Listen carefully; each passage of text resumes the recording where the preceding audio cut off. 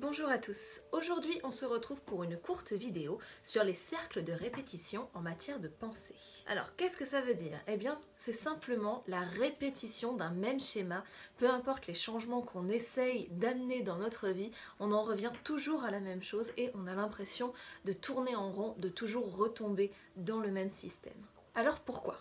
On part tout d'abord d'une configuration intérieure. Alors configuration intérieure, c'est-à-dire notre mode de croyance actuel, tout ce qu'on porte à l'intérieur, tout ce qui détermine la façon dont on perçoit les choses, dont on interréagit avec le monde, et voilà, les pensées qui sont là à l'instant T, notre manière de fonctionner et de voir la vie. À partir de ce schéma de base, on veut apporter des modifications pour des raisons qui nous sont personnelles, peu importe ce que l'on aimerait changer à notre façon de penser. On arrive donc à l'amorce d'une nouvelle considération, quelque chose de nouveau qu'on n'a pas connu jusque-là, des pensées qui sont nouvelles, une façon de voir la vie qui est nouvelle et donc une nouvelle configuration de tous nos paramètres intérieurs. Et du coup c'est super, on se retrouve hyper heureux, on se dit waouh c'est génial cette façon de voir la vie, ah, c'est carrément mieux qu'avant, c'est fantastique, je vois les choses différemment, il y a plus de lumière, je suis plus heureux, c'est formidable. Et puis là tout à coup on sait pas pourquoi, il y a une émotion négative qui pointe le bout de son nez. On commence à avoir peur, on commence à avoir des doutes, on commence à se dire que tout ça c'est pas normal et que ce nouveau schéma, pourquoi il fonctionnerait en fait? Et dans cette peur et dans ces doutes, on va commencer à rechercher du confort, on va commencer à rechercher une zone de confort et ça va nous amener vers ce que j'appelle la zone de familiarité. Alors on peut appeler ça une zone de confort, mais zone de familiarité, je trouve que c'est plus juste dans le sens où on connaît cette bulle-là, même si elle ne nous fait pas forcément du bien.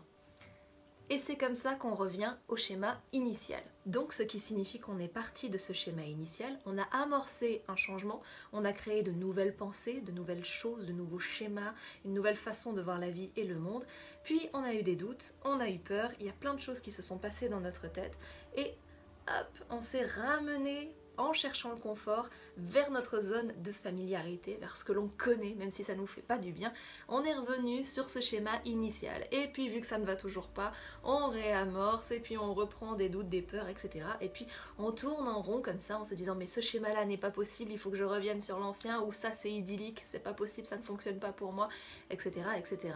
Et du coup on tourne en rond.